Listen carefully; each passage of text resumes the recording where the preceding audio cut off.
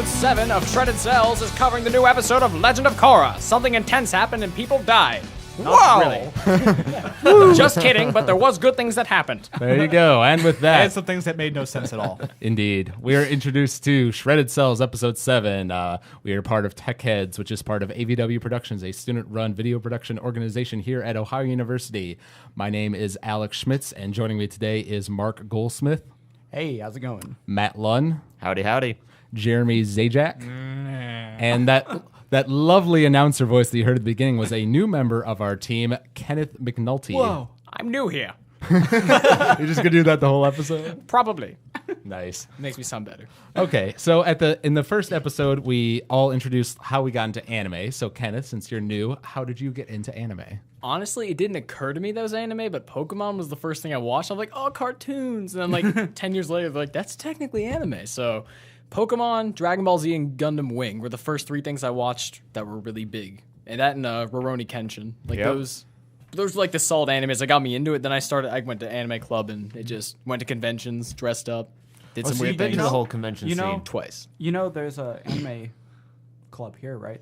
I do now. Yeah. All right. Well, you all have to go. I suddenly feel probably much should. better There's about a lot of myself.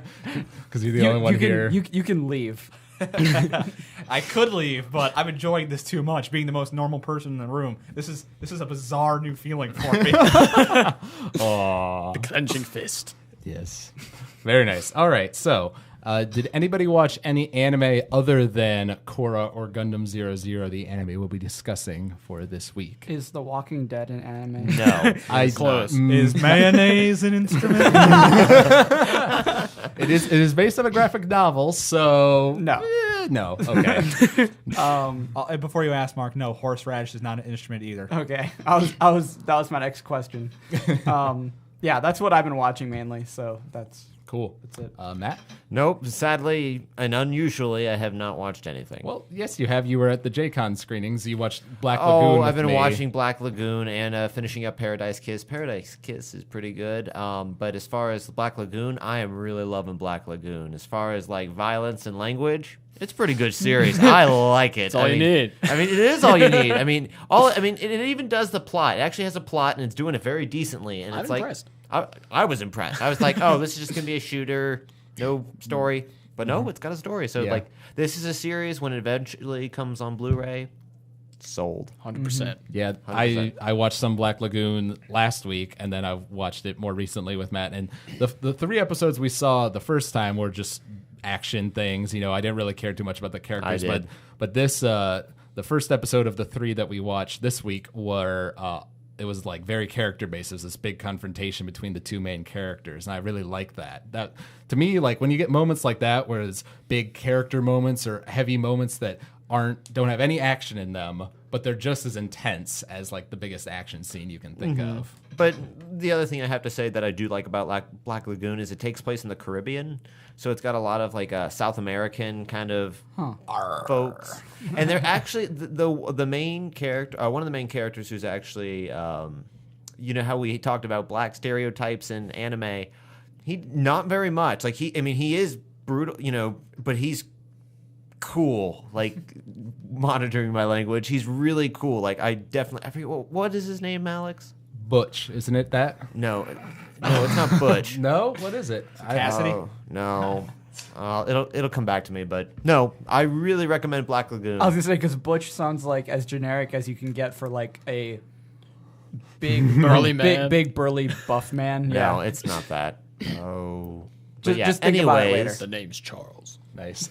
Kenneth, have you watched any anime besides the 2 we're going to talk about? Other than Legend of Korra, I haven't watched any anime. Been catching up on Firefly, but not quite anime. you Not- watching not- Firefly for the first time?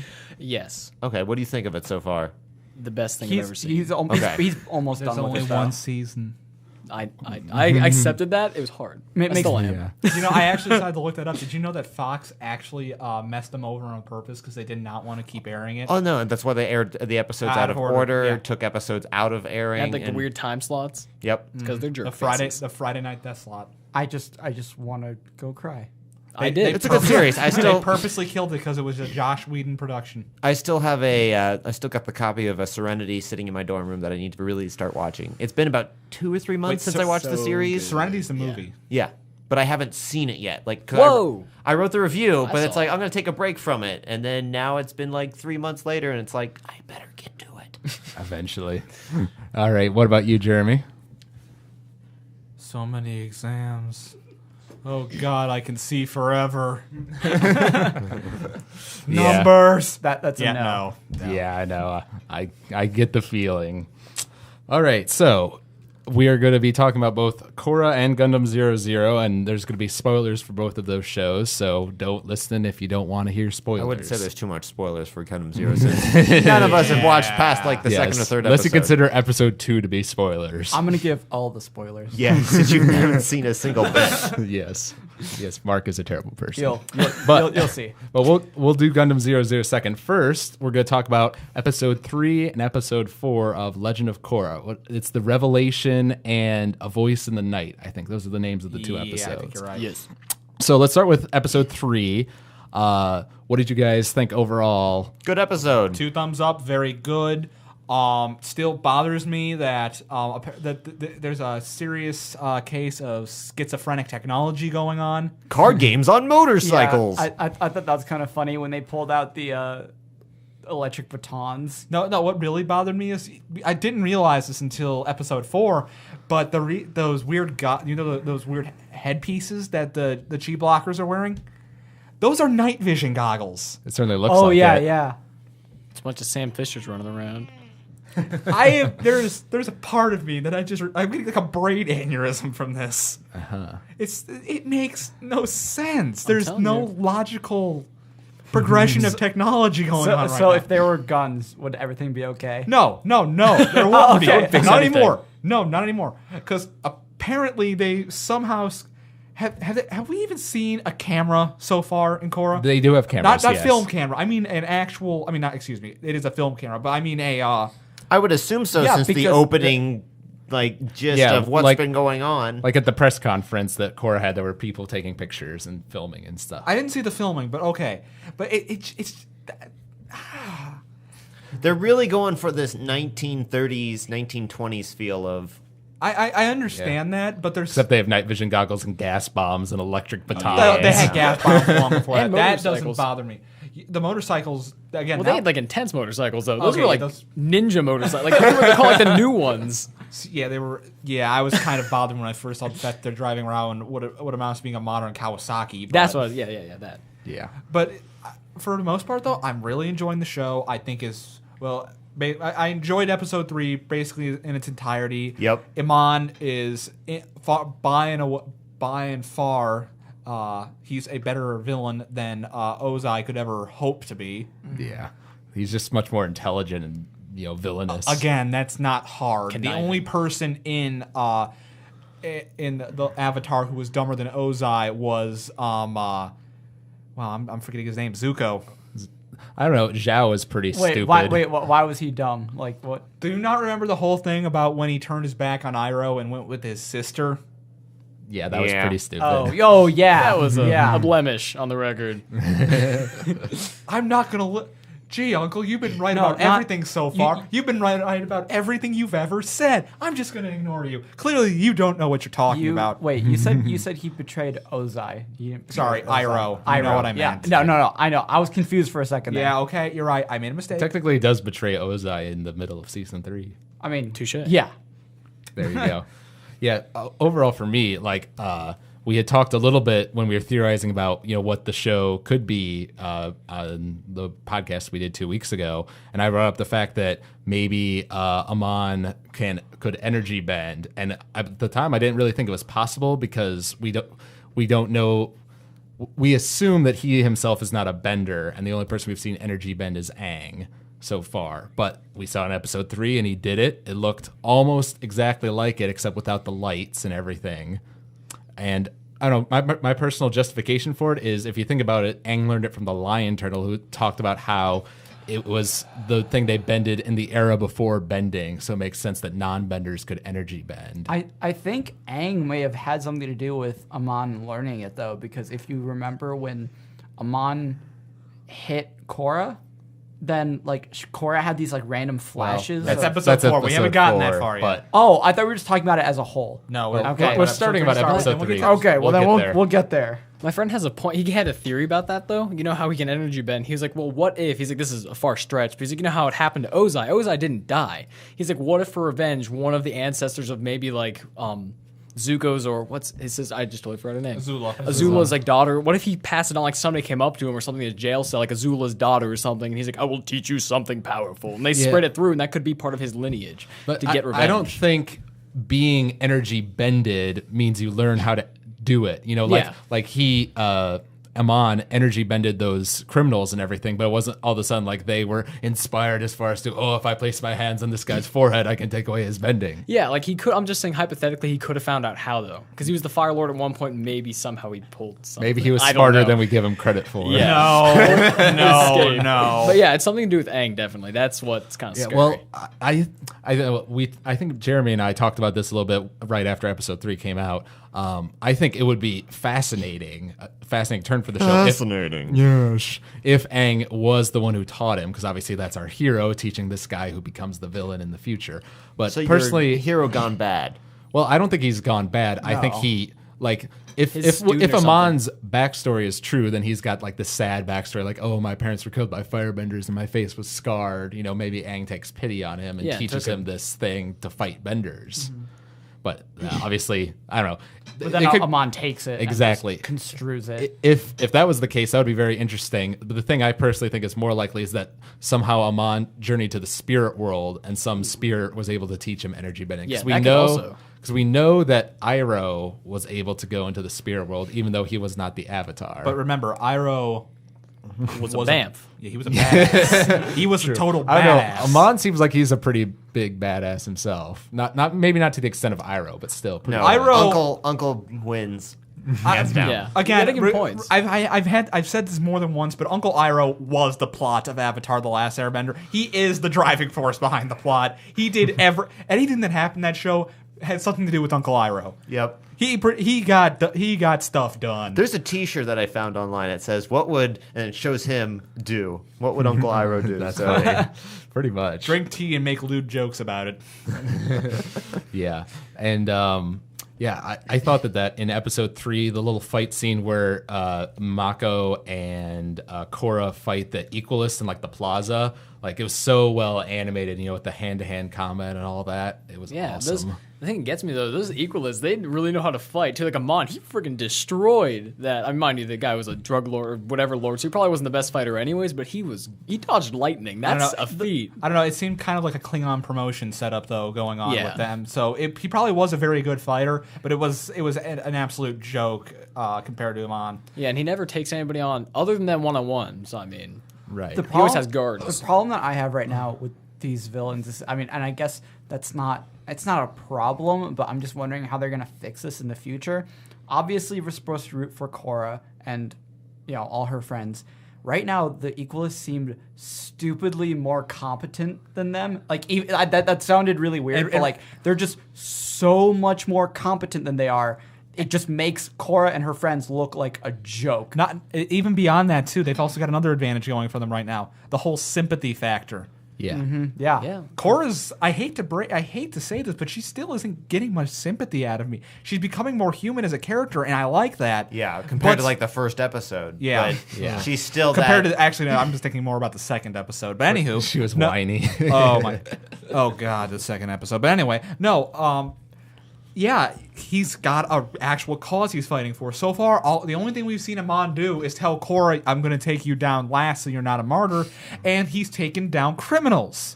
Yeah. Huh? It's Gee, I wonder who's the competent force in Republic City. Well, I would say number one, I think it makes sense to make the villains competent because that makes them more scary. Obviously. Also because like with the Fire Lord, you know, they have this huge army of, you know, firebenders across the world, you know, whereas this I'm going to name drop, you know, it's a terrorist cell basically, you know, a small group that's fighting against a larger government, you know, and winning.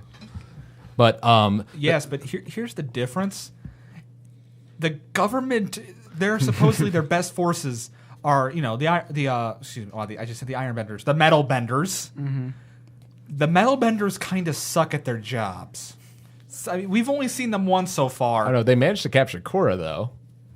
Yeah, they managed to capture the Korra. Airship did, not them. That's was them, the though. airship. That's them Yeah. in the airship, though. Yeah. Yeah, They but- had to use Zerg Rush tactics to take her down in the first place. I loved like it when that. Zergrush was on Google. That was awesome. That was great. But the other thing we talked about on the last episode was, going into this whole thing with Amon, and I theorized like they could make the show really interesting if they make him somewhat of a sympathetic character, and it certainly seems that way. He's talking about his backstory about how the Firebenders, killed his parents, and it makes sense because obviously we know Fire Nation are the bad guys, from the original show. They ruled the world for 100 years and all that. But But he's not 70 years old, so he's not been around. He wasn't around in that era. No, he wasn't around that era, but you get the point. The Fire Nation, it's stained the image of Benders because they're this army that tried to take over the whole world. And also the fact that, I think we talked about this a little bit. This is skipping ahead to the 4th episode a little bit, but when you see the High Council, there's 5 people, and it appears that they're all Benders from the 4 nations. So it seems like non-Benders don't even have a representative voice in the government. Did it bother anyone else, though, that the fact that the only reason that there's 5 people is because the Water Nation... I know that there's the Southern and Northern Water Tribes, but essentially the Water Nation is getting double representation.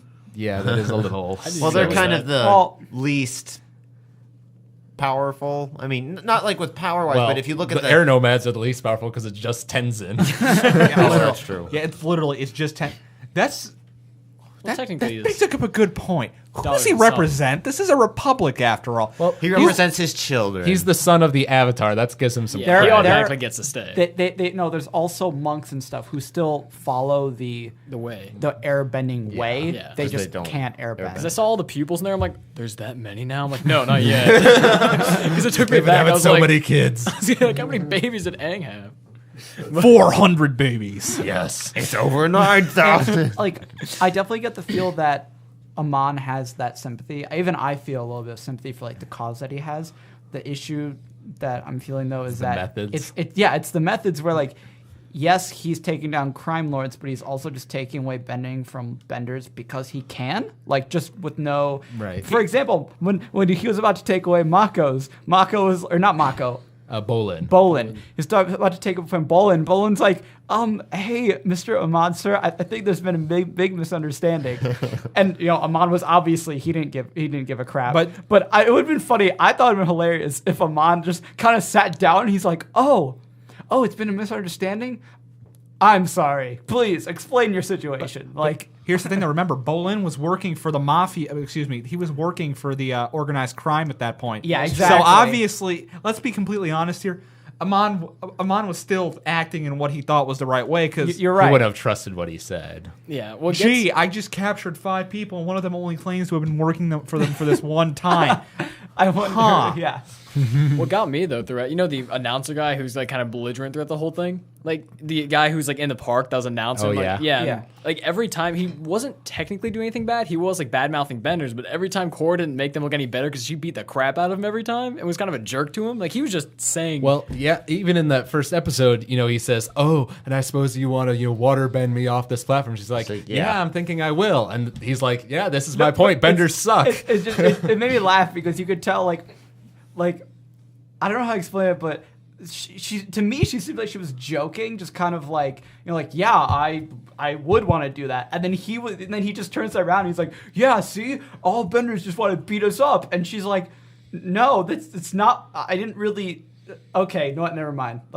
yeah, Yeah. I can see their point. Like, I think it's cool to actually raise that question. There are normal people in Avatar. What did they do? So it's cool. They're actually like, hey, this isn't fair, but it's not all Benders. I understand not all Benders are bad, so their point's still corrupted. But I'm just wondering how this. I'm not even convinced. Amon keeps saying, "I'm going to take away all bending." I don't believe he's going to. As we've already considered this, he's pretty bright. Apparently, since the power plants are run by Lightning. produced by Benders, Nobody can see me making that face right now, but part of me is just going, why? It's cool, it's interesting, but there's so many better ways they could have shown them. I don't know. You could even show it with other types of benders, like water benders, because apparently Republic City is by a huge flipping river. Or it's by a bay. Or they could have used coal and stuff, like the Fire Nation used to do. Well, actually, you bring up a good point. Maybe there are, power plants for each of the bending types, because obviously Mako's a firebender, so he goes to the firebending power plant, but maybe there is one for water benders. And that would make complete sense. And you know what actually the earthbenders problem. That actually brings up a good point. Now that I'm thinking about nuclear energy with the earth. What is the yuan? This is a really retarded thing to bring up. It sounds like yen to me, the yuan. It's yuan, I believe is how it's spelled. I believe it's based off a real world currency. Anywho, I know this is really dumb to bring up now, but since the earthbenders can essentially they're the universe's greatest miner, what is their dollar based off of? You think it's based off like the gold standard or can't something? Be. That's just it. Why would it be based off the gold standard? I don't know. I remember in the original Avatar, like, it was gold, silver, and copper, and right. The whole the reason classic thing. The whole reason they did that though was because it came up so infrequently, no one's gonna take two looks at it. But when you go to paper money, this is just the economics.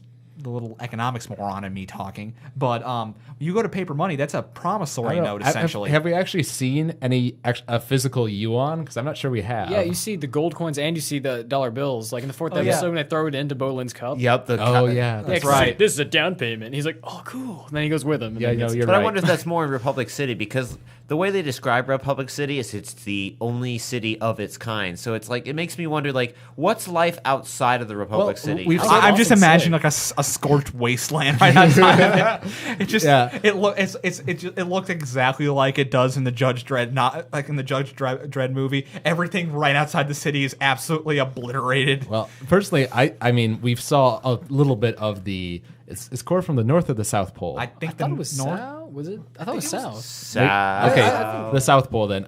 Because she said hello to the guy from the North. Because the North is all big and... And That's Katara right, was there. that's Katara's right. the elder there. Yeah, so That's right. To me, it seems like Republic City is this metropolis, where all of the four nations gather and technology is, very advanced. I think the rest of the world is like it was. They're more advanced than they were in the original show, but not to the point of Republic City. I wonder what happened to Bossing Se then, because that was the epic city back then. I mean, it got ruined, but still, it's been 70 years. If I had to take a stab in the dark, it probably looks like every other major city of its time period. It's still all the ancient Aztecs. Yeah, well, exactly. If you ask me, I would take down the giant stone wall and rebuild a metal one. Yeah, since you seriously. can metal bend now. I mean, it'd be easy to repurpose a city though. With like earthbending, just move the houses around, or like they're all made of stone. I mean, you could do it easily. Yeah. So they could remodel the city. There you go. And you brought up an interesting thing about the the lightning and the factories, because it was literally like a 3-second shot, but I thought it was a good, nice little world building thing, because it's something that makes sense. If you can shoot lightning out of your hands, why not use it to work and get this power plant going? I have to assume though that since bending in general is really hard to do. Like, because they even say, he ran out of juice when they're talking about the whole the bending, the pro bending stuff. Right. They've got to be switching out people a lot there, because it's got to take up some serious stamina to start to continuously shoot. And lightning's supposed to be like the hardest part about fire bending. Yeah. The way I see it is, and I could be completely wrong, but maybe it's easier to just maintain one single motion for like a long period of time rather than continuously like bending one thing after another and like making it move a certain way, because like in pro bending I'm assuming that takes a lot more energy, whereas maybe just focusing on one thing maybe takes less. It's all speculation. I don't know. It is a little strange though to me, because in the original show, lightning was built up to be like this thing epic. Only the most advanced firebenders can And do. now everyone exactly, has. And everyone can do it. And That's like metal bending too. Yeah, and well, But at least that one has an excuse. Toph trained people. exactly. That is true. Yeah. How did they learn lightning then? Because Azura's the one that made it. Azula? Zorro. Why did I say Zora? This is Yeah, One sorry. Piece. It's the My old, bad. No, it's those two scary old frog ladies, I think, who invented it. They didn't invent it. I think it's just technique of firebending that's been taught for years. Okay. What? Did we spike the mic? So we spiked the mic once. It doesn't ruin the whole podcast. Yes, it does. But like when he's bending, energy bending the leader of the gang, he shoots out lightning and it like, it goes all over the place for like a good 5 seconds. I mean, obviously this guy's probably pretty strong because he's the leader of a gang, but still, it seems like lightning is a lot easier to do now than it was in the original show. Yeah. It's not like, because I know Iroh had to like, in the beginning at least, he channeled lightning. Like he didn't even like summon it in the beginning. Well, Evolution. Yeah, well, Iroh could shoot lightning, and he developed the lightning redirection. Yeah. Evolve I feel like that'd be a lot today. more powerful. Yeah, but remember, Iroh was awesome. Yeah, so I mean, that's really no surprise. Like in the original show, it was Iroh, Ozai, and Azula were the only 3 people in the entire world that we knew of that could shoot lightning. yeah. But one other thing I want to mention about episode 3 before we go on to episode 4 is there were a couple little comedic moments that I quite liked, like the moment where Mako comes up to talk to Korra and the 2 little girls are like teasing her about it, and she like earth Launches them them away.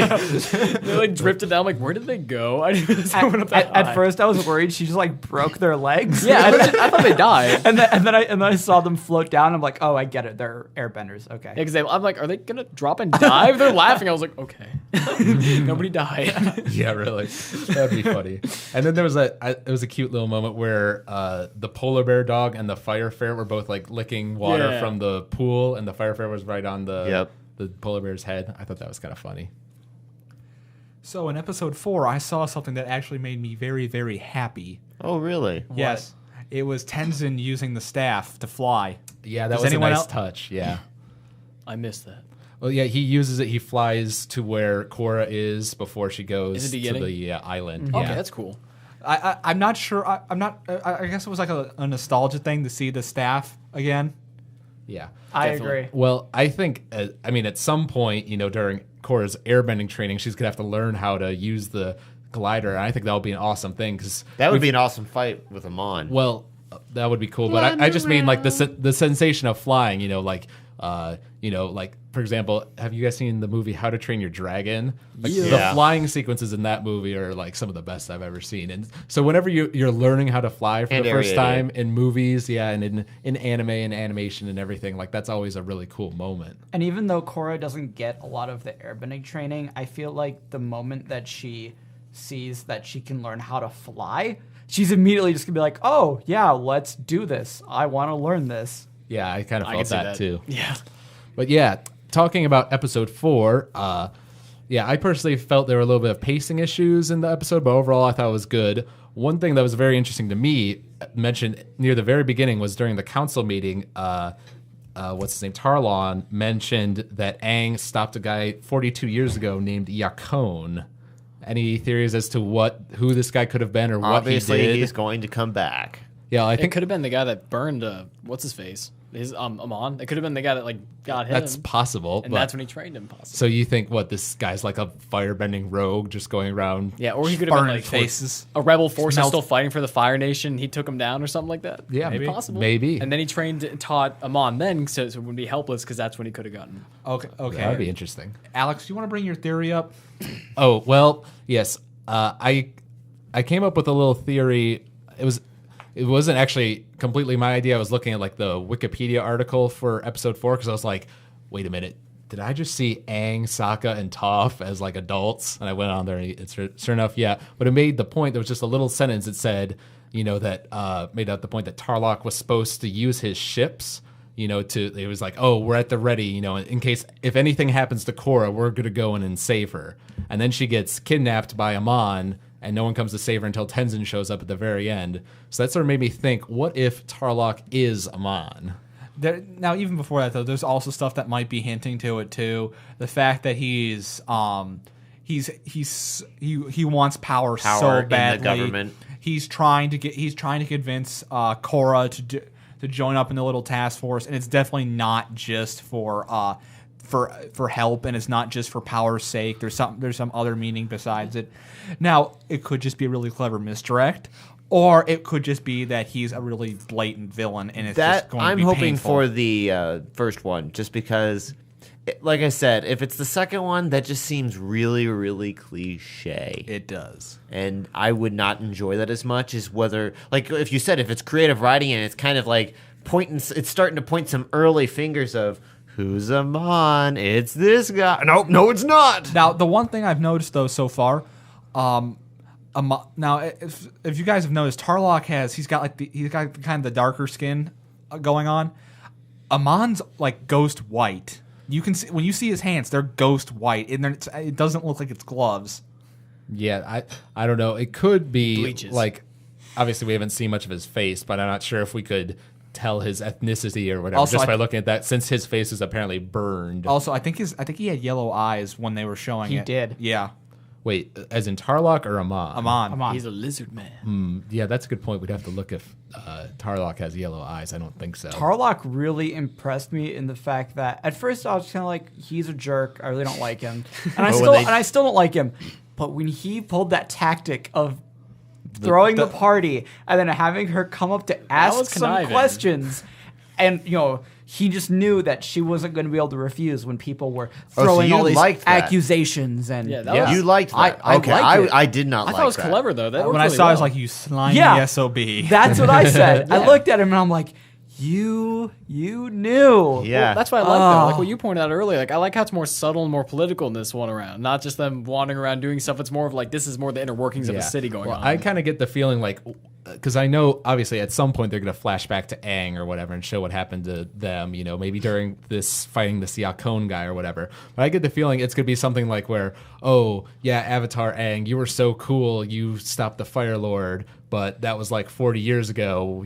There's whole generations of people who have been born since then, and they sort of forget about this dark past that they have and sort of start squabbling over these smaller issues, like the politics and everything like that. Yeah, like what I wonder though, I don't know if they'll do this, but you know how the whole time Roku was visiting Aang. What if Aang visits Katara like that? You mean Like Korra?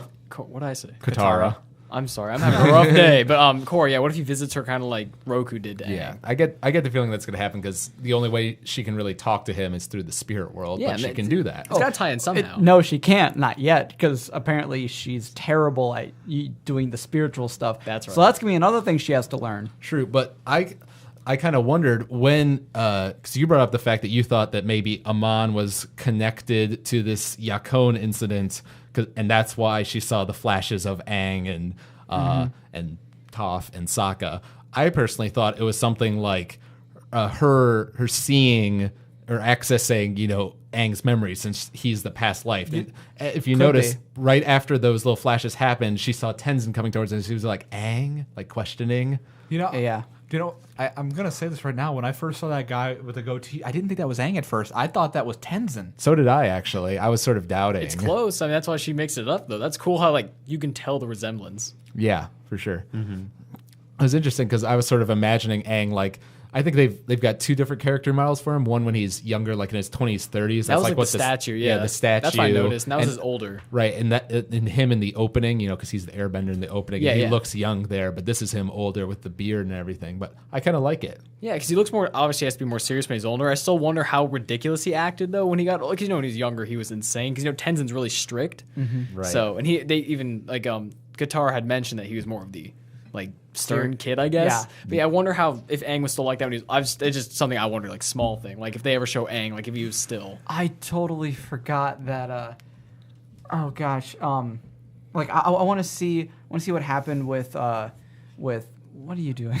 I want to see what happened with because we've seen Toph's kid, but we don't know what's with Sokka's kid and or Suki. or I just want to see more descendants of the different characters. One of my favorite scenes in the 4th episode is when what's her name? The girl. The girl. that he meets. I don't remember her name. Tsurusabi? No, sorry, I'm talking about something else. But Toph's daughter, or not daughter, but and she's Lin. like, just Lin because you're, Beifong. Lin Beifong. When they happen to meet at the party. and she's like, this, you deserve nothing to get this, or something like that. It's like, wow, you're horrible, but Yeah. you're right. This is a nice party, but you haven't done anything. To deserve it. Just Go so you know. away. Pretty much. Yeah, I think that is interesting. And you bring up the fact that, was Aang more stern? I was sort of wondering, because we saw in the first episode that Aang apparently instructed the White Lotus people, to go around and find the new avatar and then, sort of keep him or her locked away in this safe place. Yeah. I wonder, is that the White Lotus, just sort of being over controlling, Or is was that Aang's decision? right? Or was it actually Aang, which means he's changed quite a bit from the young kid? Which would be kind of weird Or for it could. us. I think at certain points, though, they kind of show that Aang has some prophecy abilities. What do you mean? The ability to see into the future a little bit. He's kind of shown to be able to do that a couple times. It's usually not big things. It's usually like little flashes of the future. I'm thinking he might have known some of this was coming. He did when he was unlocking his chakras in the end of season 2. He saw like a vision of Katara being attacked or something. I was like, I have to go save her and all that. So I guess that does have some basis in fact. It might be his precognizant abilities that might have shown him. Bad stuff happening in the future. Yeah. I'm curious because when we saw, let's think, we saw Sokka and he had like a little goatee or something going on, but looking old and very serious. And then Toph was in a line of metal benders, it looked like. I thought that was a little interesting because I thought she would be the one like instructing them, but she looked like she was in a line with all the rest of them. Fun fact: Toph hasn't apparently aged in 50 years. No, she definitely looked older. I didn't think so. I don't know. She didn't look as old as the rest of them, but she was she was a younger, lot though. bigger, obviously. Wasn't she like 10? Yeah, she was a few years younger than they were. They were only like Except for Aang. Aang was young, too. Technically, was, like, Aang's 10. yeah. Yeah. Well, 110, whatever. Yeah, something I saw online was that according to this thing, it was like a Wikipedia article or something. So who knows if it can be trusted? According to them. But it was basically saying that Aang passed away. I think based on the timeline, I think he's like in his 50s, like 56, something like that. They say he died so young because of the fact that he was stuck in the iceberg for 100 years, and that sort of wore his body down. So he died at an early age. And so I think it'll be interesting to see if they go with that route or if Aang died in some sort of conflict or something. Yeah. Like So he died of frostbite. No, excuse me. He died of freezer burn. yes, very long, extended, delayed while. freezer burn. So he died of freezer burn. Okay. And let's because I think the big things that happen in episode 4, obviously, well, there's 3 things. Amon, the flashes of the gang, and our love triangle being turned into a love square. What did you guys think of that whole thing? That jealous moment when she walked into the party and saw Mako with the girl in his arm. Yeah. I don't think it's a square. Like I said, I still think it's a triangle. I totally forgot about this. It made me really sad. Just kind of like I got a lot more sympathy for. My gosh, I was about to say Katara. I'm sorry. Stop turning off on you. Kenneth, you're a bad influence. I shouldn't be Korra, here. because if you notice throughout that whole episode, everything is going wrong for her. Like in her eyes, like everything is going wrong for her, and that's why she kind of took the whole bravery, like I'm gonna do this, I'm gonna fight Amon. Yeah. And then in the end, she finds out, oh, I can't even do that. It's because she has the weight of the world on her shoulders. She feels like she's the avatar. Well, She not just that. I mean, yeah, you're right. But then I know what you mean. The other things. even like Mako. Yeah. She's like, I kind of like Mako, but I'm not quite sure. And he's then like- and then she sees him with this random girl and who hit him she- with a scooter or whatever. yeah, and she's just kind of moped. and she's Moped. kind of like, oh, okay. And if it like as if it weren't bad enough that Amon's trying to do all this stuff. Oh, the guy I like is with some other person. Like, I don't know. It makes me Yeah. like. It makes me. I don't know. For some reason, the whole thing just makes me like Bolin even more as a person. I love Bolin Because he brought the little present and everything. That was- I love that. That was my favorite thing. He was like, "Why did I buy you that?" Oh, right, because he saved me. Yeah, you seem to like Bolin a lot because he's kind of the comic relief. He's the new character. I always like Except those he's, characters. He's a less stupid version of Sokka. yeah. Yeah. I don't. Sokka was pretty smart. He came up with all the He- plans. yeah. and Early everything. on, though, Sokka was a horrible character. True. He Okay. became better. Bolin, he basically he just feels like a step up from what Sokka was at the end of the last Airbender. He feels like a more complete character Yeah, instead of Jar Jar Binks. Sokka was never. Yeah, that don't bad. don't compare because Sokka was also my favorite in the first one. He was my The- favorite. The thing is that Yeah, I had there liked were him. moments that kind of they contradicted themselves because there were moments that made Sokka look really, really smart, and then other parts that made Sokka look really, really just like dumb, a sack of bricks. Okay, Boomerang, you can come back now. Oh, those parts made me laugh. I love those. Take that, you rock. And Bolin, I don't want to say Bolin's smarter, but you know, he does seem like He seems more. He's pleasant. That's the whole thing I like about him. yeah. You're right. He's pleasant. Let's face it. Right now, our main characters consist of stern old man, obnoxious, bratty. I'm not going to call her spoiled because she's not spoiled, but obnoxious and bratty savior of the world, maybe. Question mark? Cold older brother, and then Bolin. Yeah. And then Bolin. It's true. Who's pleasant? Exactly. He's the only pleasant character. I get the feeling that like firefighter Bolin is the equivalent of like the the geeky nice guy who genuinely likes this girl and is trying to be friendly, and he's a little bit clumsy and he's funny, but the girl is going for the cold, emotionless girl, The mysterious boy. man. Exactly. Boy, yeah, sorry, who doesn't show any feelings for her at first. Yeah, and plays hard to get. Exactly. What gets me though, I think it's cool that Bolin and Mako, they're like Firebender and Earthbender, but they're brothers. So I mean, it shows like interbending marriages or stuff like that, which is cool. Yeah. Remember though, what was it? One of Aang's kids was a waterbender. Wait, so it can be anything then? Like bending doesn't matter on what you are? Remember, a non-bender can be born to two benders, and then a bender can be born to two non-benders. Okay, I never really realized that. This hurts my head. I just realized this. So Mako, in the first episode, it's shown that Mako has some sort of feelings for Korra, A little bit. and it doesn't act on it whatsoever. And Wait, Korra, you mean Mako or Bolin? no, Mako. He like It's not stares really forlornly out feelings. the It's island. it's more of just kind of like awe at the fact that she's the Avatar. Yeah. Okay, but I got the feeling he had feelings. It's 'cause interest, he- at least. You know how he like looked over at the temple. Yeah, at look the at very that. end of episode Yeah. 2. I'm I- actually rooting against that ship right now. No, so am I. So am I. No, the reason, but here's even more reason I'm rooting against it is so it's obvious he kind of likes her, but he doesn't do anything. This girl hits him with a moped, and he falls for her and immediately starts dating her. What? He I likes can give you this? two good reasons about it, Mark.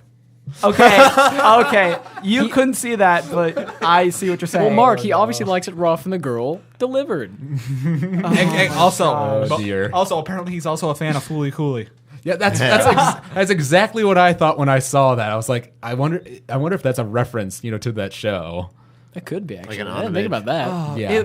That just hurt my head though, because if Mako's that easily just head over heels over Literally. someone, Mark, come on. I already told you the I know reason. the reason, Yeah. but come on. Well, that and she's and rich. money, yeah. And she's a fangirl too. To be fair, he didn't know That's she was true. rich until he went to the restaurant. Well, Yeah. he had to assume a little bit. It's like, whoa, I don't have the clothing to go to that place, and it's like, I'll take care of it for you. Right. Yeah, no, you're right. But yeah, I thought that the Fooly Cooley thing was interesting. With the whole Mako Korra thing, I really didn't like the fact that he was staring out the window at the didn't end like of it episode either. 2. But I did like in episode 3, when they're working together to go find Bolin, there was some chemistry during that, like when they fell asleep and were touching each other, while they're sleeping on the polar bear dog, and then they woke up, they're like, oh no, we touched. This is bad. Again, It was so I'm cliche. cheering against that because it's just so cliche. Yeah, Korra and Bolin just No. needs to No. happen. Well, actually, I can Bolin. see that one. That one, I can. Well- except no, I kind of want Bolin to get with someone who's a little more pleasant. Okay, yeah. How about this? I'm a No, pleasant that's a person. lie. I don't necessarily need Bolin, Korra. Just Bolin and anyone. I just want to see Bolin. Throw Bolin a bone, please. Exactly. Yeah. Please stop shooting the poor shaggy dog. He doesn't want to end up like Toffee in the original show. Throw him a freaking bone here, people.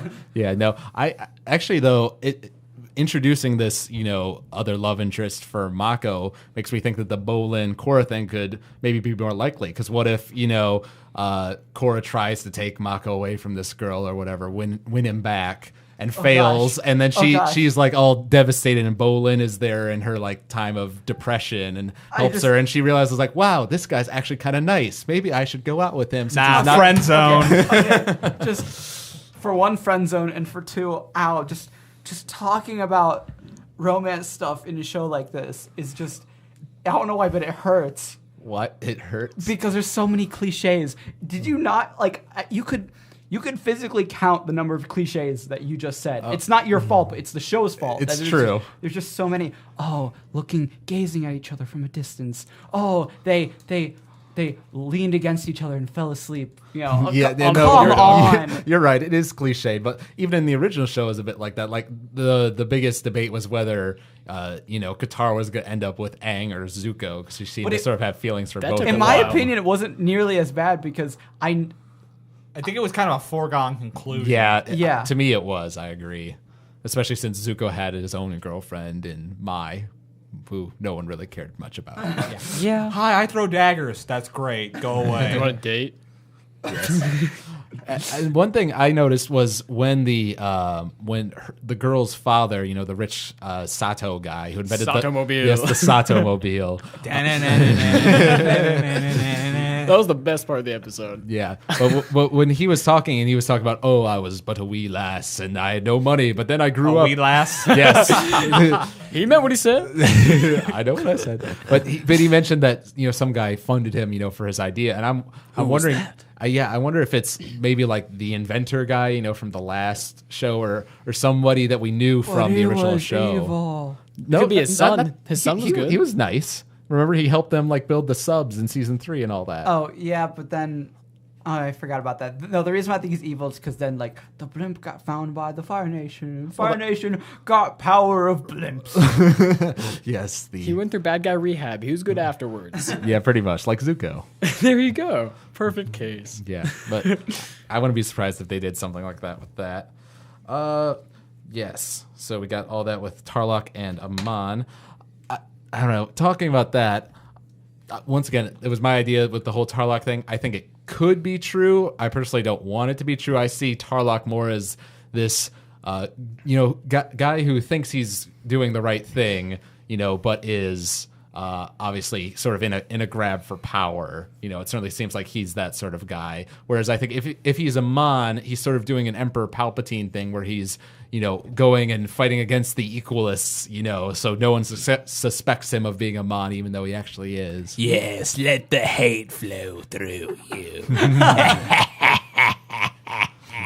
Is that what Tarlok's going to sound like by the end of the series? Very Pretty much. good. Yeah, he's gonna get all wrinkly. Now kill him. Yes. He's going to get a fireball to the throat, and then that's just how he's going to sound for the rest of the... Good. Let the hate flow through you. You want this, don't you? Now witness the firepower of this fully armed and operational battle station. Blimp. Blimp. Yes, the power of the blimps.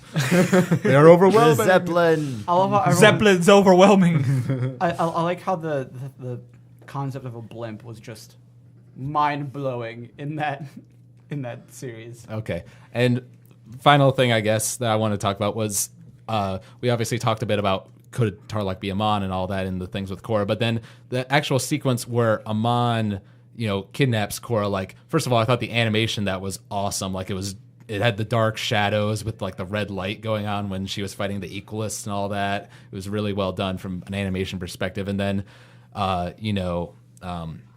Amon shows up, looks like he's going to energy bender, and then doesn't, and basically proves the fact that he's a million times smarter than Ozabe, pointing out the fact that, if I do this to you, you're going to be a martyr. I have a plan for you. Just like I pointed out in the last episode, how he said in the first episode, so the Avatar has arrived early. He obviously has plans for her, and this proved that little theory of mine. So He's planning to ruin her reputation, to ruin the Bender's reputation, something along those lines. Okay. So that Right. This is something else I want to bring up. So Alex's little sisters, please leave the room. All right, they're gone. Okay. Well, there's actually kind of an obvious reference going on there that it's a rape reference.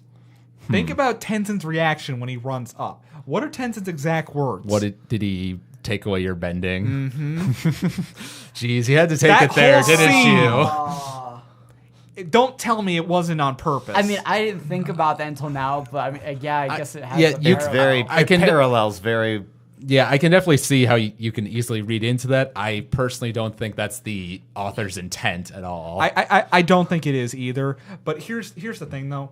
I've been through so many literature courses that's almost Okay, good. I thought you were going somewhere else. Hey, Mark, shut up. Shut up, you freak. No, I've been through so many literature courses that... Yeah, after we talked about child molestation in the last episode. Missed that. Probably for the better.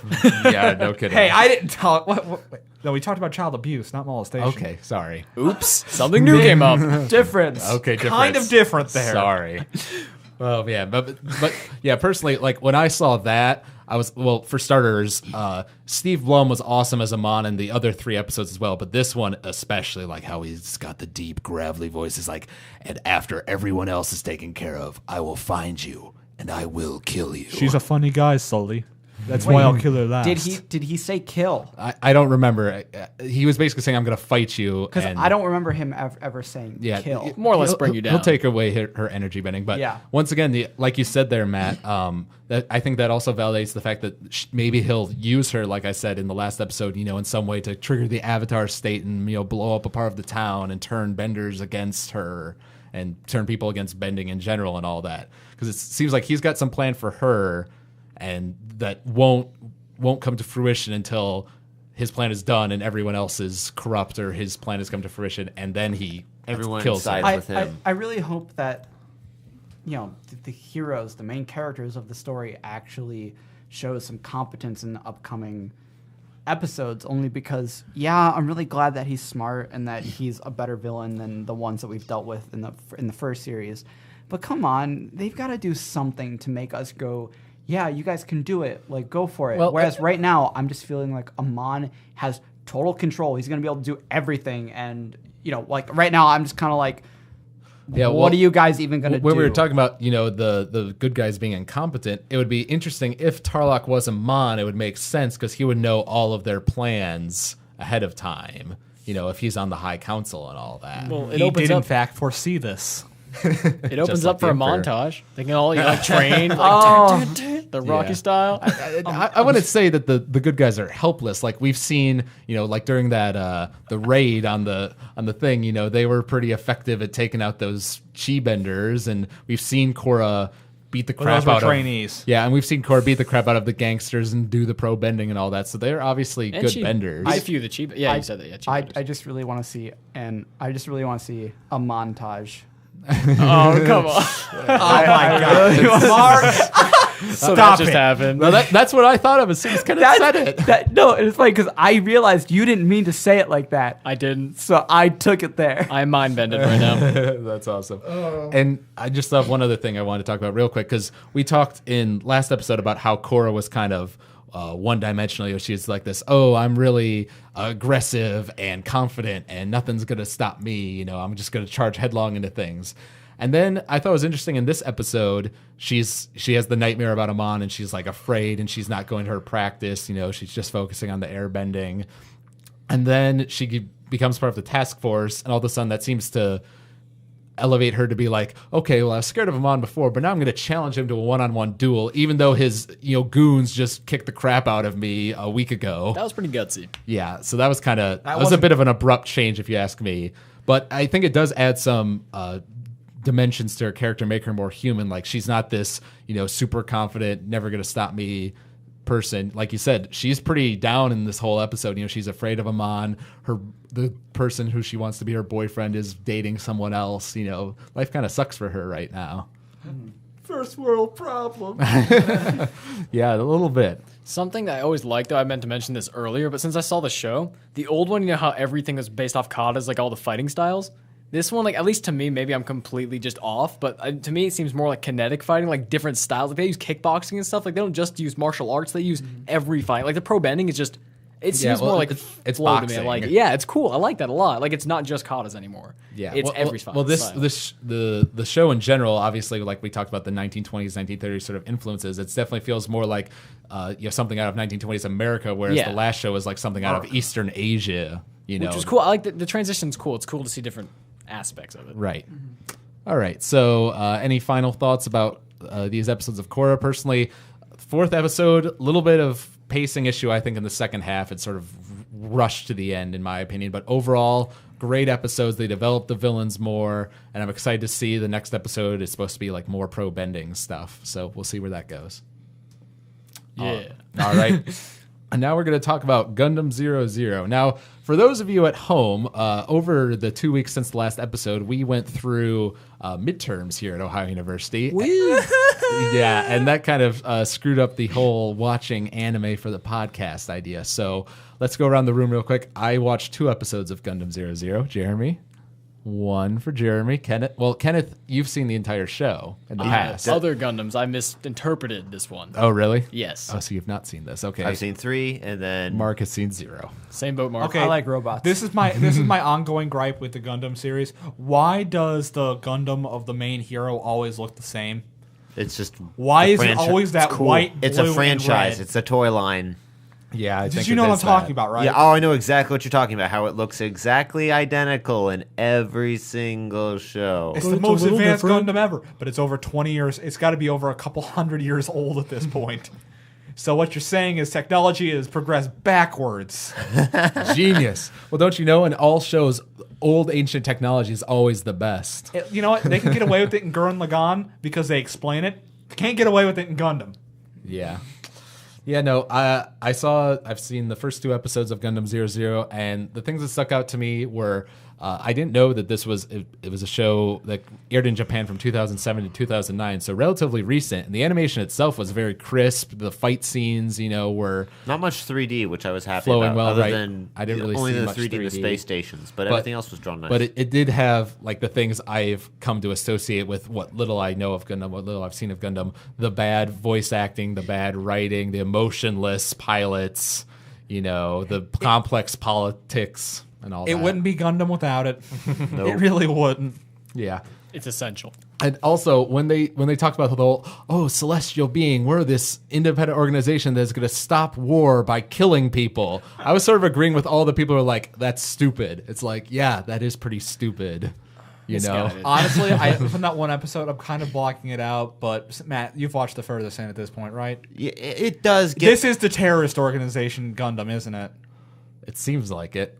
This is the Gundam where technically all the heroes are terrorists, and the people who fight against them, the only reason that they lose is because the main characters have super advanced robots. That's the only reason that they ever lose. The only reason they a ever little win. bit. But like what I've seen of the 3 episodes, yes, it definitely has some serious pacing problems. But I'm someone who totally digs the whole government politics stuff, and so it's kind of like, oh, this is interesting to me. But when the government politics is like, we're terrorists, we want to end war by killing people. Like, Yeah. Isn't that what all terrorists do? come on. Yeah. Exactly.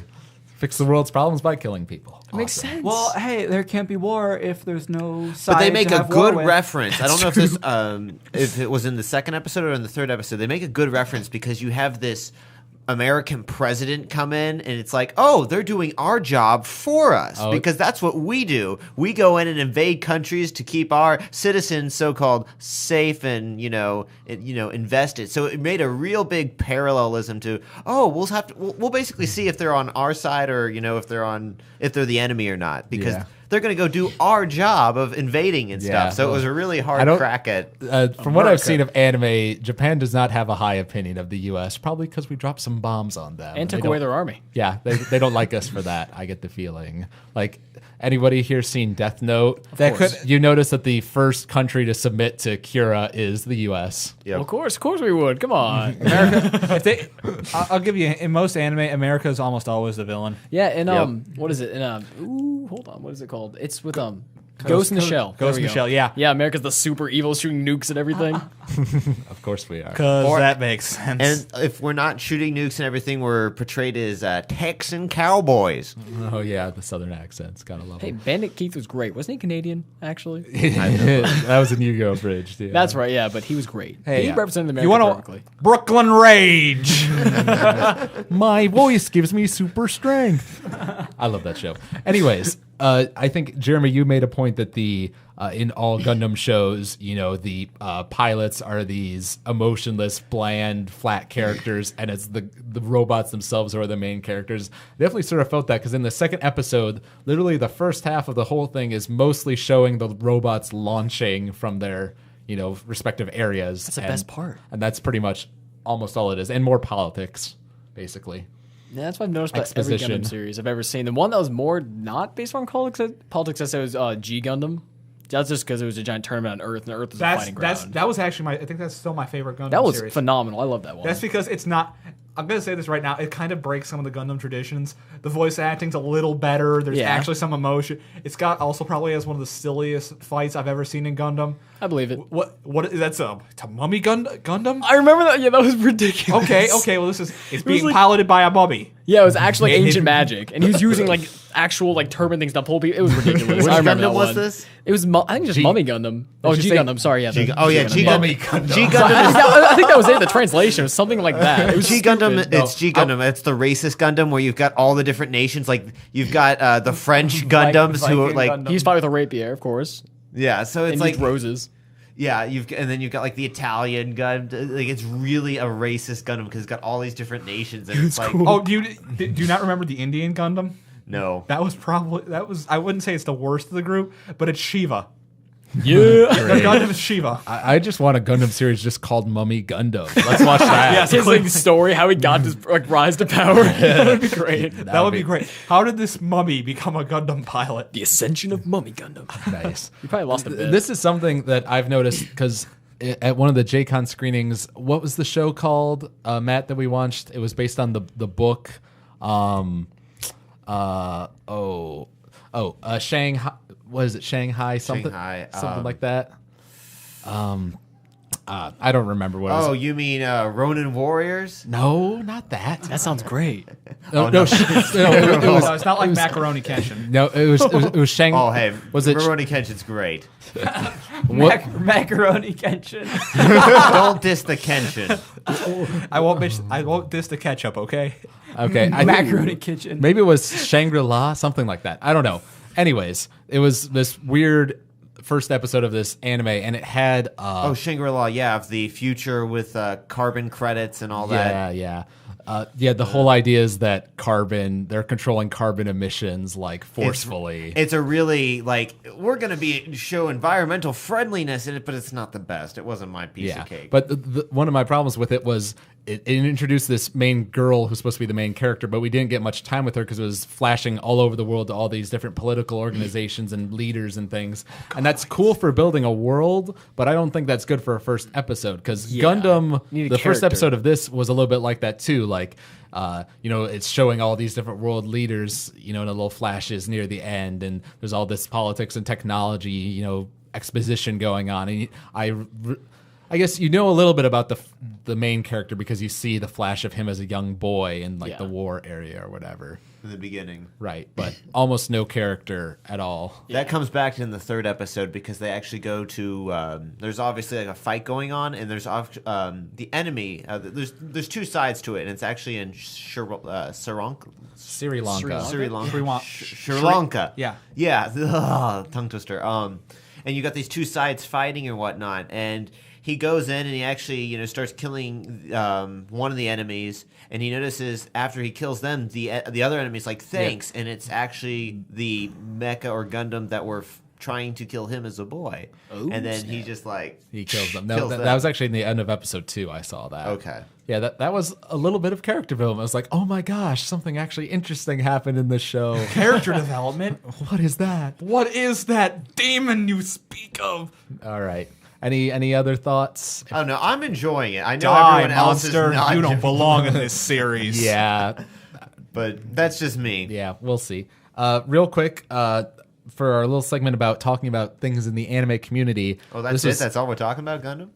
Yeah. Well, does anyone else have anything else to say, I Matt? don't have anything to say. But Okay, there we go. Yep. That's how much we care about Gundam. Sorry, guys. But this was something I wanted to mention last week, but we didn't get around to it because talking about animation openings, it doesn't have to be just for anime, but animation as a whole in general. And I really love certain anime or animation openings, like, for example, like the one in Avatar, where it's the same thing throughout all 3 seasons, and it's this really cool exposition thing that gives you basically the basic plot of the whole series, in a 45-second little period, and they replay it over and over again. But because of that, I know like all the words by heart, by know heart, exactly definitely. how it goes, I just and like- all the different shots and It's everything. cool. They mixed in the avatars this time. Whoa, for like the elements. Like last time it was just random people. I thought like for the first like series, and the new one it's Right. actual avatars. Well, apparently in the original series, the Earthbender, it's just like some dude.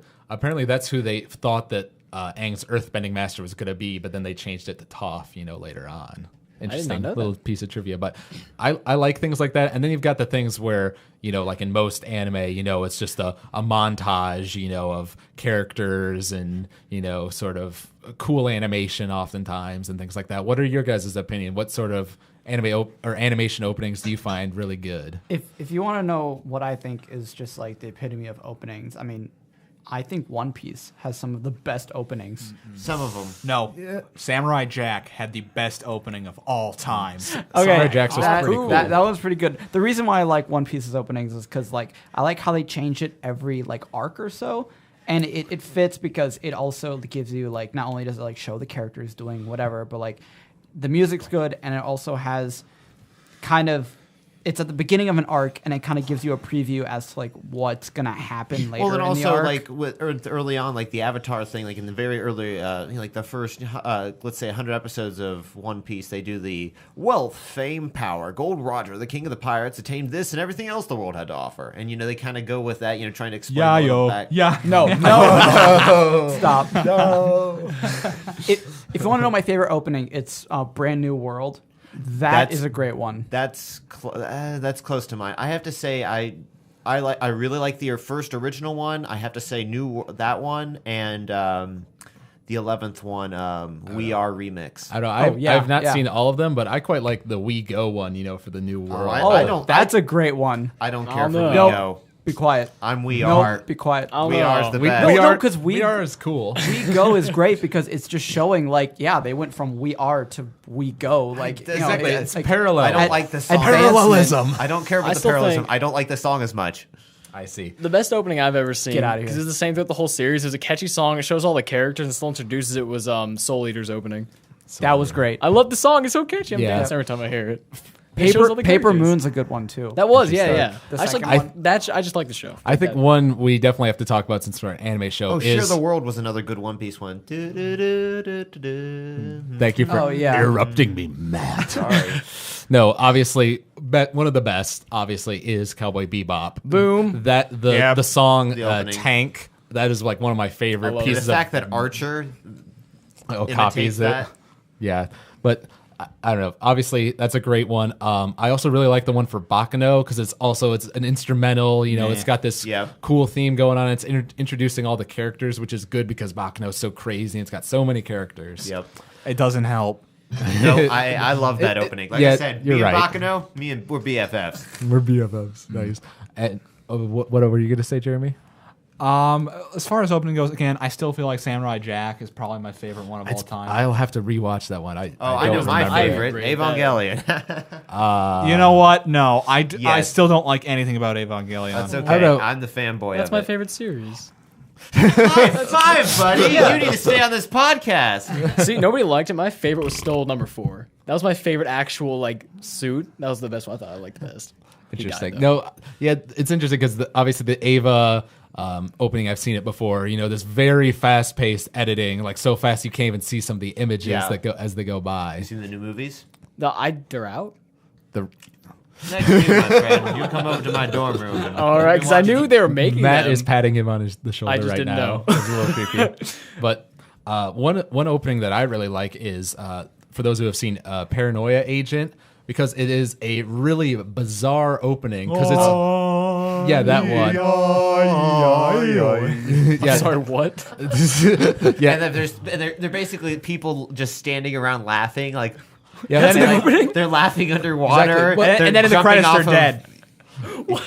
And then the credits, they're Well, dead. no, they're sleeping. I think that's the No. idea. Like they jump off a building sideways. Yeah, it's like really. They is don't an jump opening. off a building. Mark your face. Or wait, He's on is that top of a building. Yeah, That's I'm a thinking of Paprika. Sorry, that's That's the a movie. series I've wanted to really get in. I've seen a couple episodes. There was one episode I remember seeing. The one episode I really remember seeing. Do you guys remember the suicide episode of Paranoia? Yeah, when they all try to go to do That's the suicide. bad- That's what. Well, I don't know. That was one was of my our less least favorites. Yeah, one I of my don't know. I lesser thought it was pretty favorites. funny when Then I you would watched like through the it. series then. Yeah, I thought I chuckled a couple times No, throughout that. trust me. I know it was a really dark. It's even darker when you think about it from a Japanese perspective because that's a huge problem in Japan.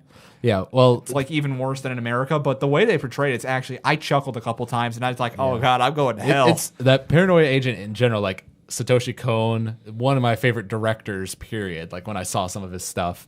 But Paranoia Agent is great. And what makes it so interesting is because it's these characters laughing, and this is a very dark show. And it's like one of the creepiest openings I've ever seen. And it's a combination of the music and them laughing. You know, you don't think laughing would be creepy, but it is. Oh, it can It's be. the way they do it. That's the way. Right? Exactly. And not to get off topic, but one of my favorite characters from that show was the chick who had the two different personalities, and she'd leave a recording of her different self on the answering machine. Right. Because by daytime she was like a nice school teacher, like help this kid out, and at night she turned into this prostitute who would go to Mark's face. Yep. It is. It's a great show. I don't know if anyone remembers this, but in that opening, they played the lyric. They put the English lyrics of the music underneath it.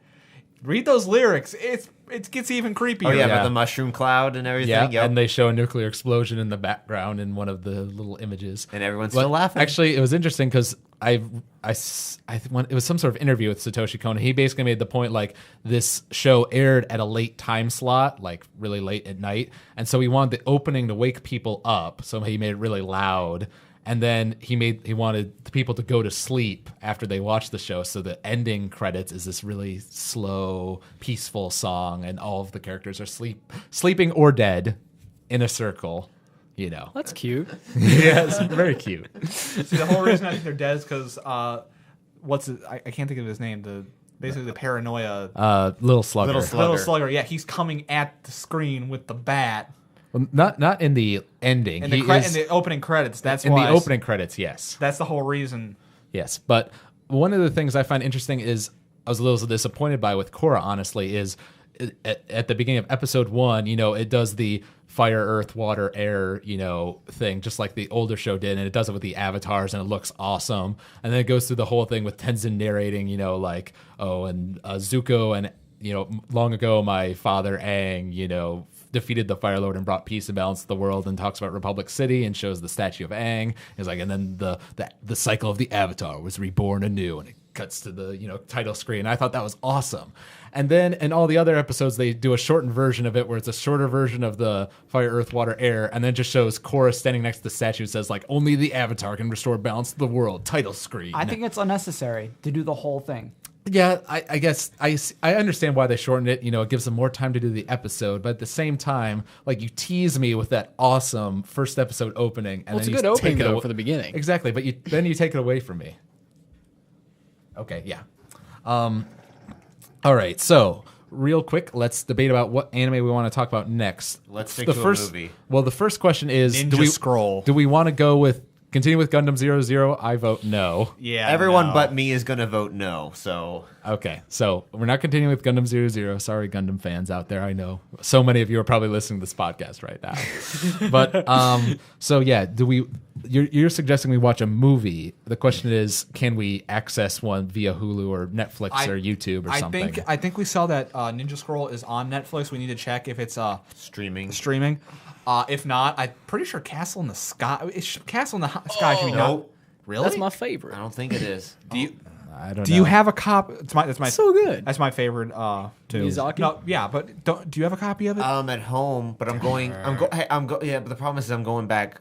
Not this weekend, but obviously the next weekend. Yeah. So Yeah, the issue with if we do a movie is that we all have to do a thing where we go over to your house, Saturday evening and watch it, which that's was more fun. Well, right, it was it was fun, it was awesome, but Was it is. Well, I only went to one because I couldn't go to the Silence of the Lambs one. Oh, what? This happened? yeah, I'm sorry, but I missed anyways. it. Yeah, but no, yeah, I'm fine with that if we want to do it. search for this. I've heard of Ninja Scroll. It sounds like an interesting Good old show, fashioned ultraviolence. pretty much. Brings a little tear to my eye. Okay, A but tear that I must destroy with my bare hands and rip it until it bleeds. okay, but if we cannot get Ninja Scroll, one thing I thought of, not for this week, but for the week after, because we're gonna have 2 more episodes before the end of the year. Basically, I calculated this because we'll have one in week 10. And then the next week is finals, and then we're gone after that. So I figured for the podcast in between episode 8 and 10, this would be what we would watch, not this time, but the time after. Maybe we watch Fooly Cooly because it's only a 6-episode series, and so it would be very easy to access. It's on Hulu, it's on YouTube. I agree. Honestly, I feel like we should just do that as a marathon at my place. Fooly Cooly? Yeah. Do we want to do that for this week? I'd be game for that. I don't. As long as we can stream all 6 It would episodes. be 3. It would be about 3 hours. But yeah, if you guys don't mind walking home at around like 1 a.m. That's okay. I'll get the. I can get the videos. I don't know if I could do 3 hours of that. I mean, I wouldn't mind doing it. Just We might as well maybe- get it all through. Well, the question is though, because the idea would be, because I know between week 8 and week 10 we're gonna be really busy preparing for finals and end of the school year stuff. So it makes sense to do Fooly Cooly then, because that's something. Okay, we only have to watch 6 episodes rather than like a 24 episode series or something like that. So I think maybe we save Fooly Cooly for next time and then do something else this time, because this is. Obviously, we're all still busy, but it's a bit more of a lull period because it's I post. don't know. We could do Fooly Cooly now, just because if we're gonna. Maybe Fooly Cooly, but if not Fooly Cooly, let's try to do Ninja Scroll. And if we can't do Ninja Scroll, we'll just see what's on Netflix, because they changed their instant streaming so much. Yep. Okay, interesting. So you want to do that? Your place Saturday evening? Yeah. All right. That sounds good. Everyone's cool. All right. So thank you very much for listening to the episode of the podcast. This has been Shred Cels episode 7. You can email us at techheads@avwproductions.com. You can follow us on Twitter at techheadsou. We have a page you can like on Facebook. I am Darth Schmitz on Twitter. Mark? I am M. Goldsmith. Matt doesn't have one. Kenneth? I'm Kenneth_McNulty on Twitter. And neither does Jeremy, because we know the world would end if he got one. That, just useless for me. Yeah, I don't really use mine, but it's there. Let's think. What else? Oh, you can. What about all your adoring fans? Mark, I think we've covered this at least 3 times I'm just already. saying. There are no fans. I'm gonna bring it There's up. a legion of hatred. That's a lie. That's a lie. I'm gonna bring it up every time, and fans are gonna come to me and be like, "I really want to talk to Jeremy, but I have no way of doing Mark, it." your sister doesn't count. I don't have a sister. Oh, jeez. All All right. go there. Yeah, you can go to our blog at avwproductions.com/blog. You can like us. Subscribe to us on iTunes. Rate us, give us reviews. We really need more reviews. I think we only have 3, so let's. I don't think we even have 3 No, yet. we do have 3. I know that, but give us some more. And this has been Alex Schmitz. Thank you all for being on this episode of Shred Cels with me, and we will see you in 2 weeks. Goodbye, folks. This product is copyright AVW Productions 2020.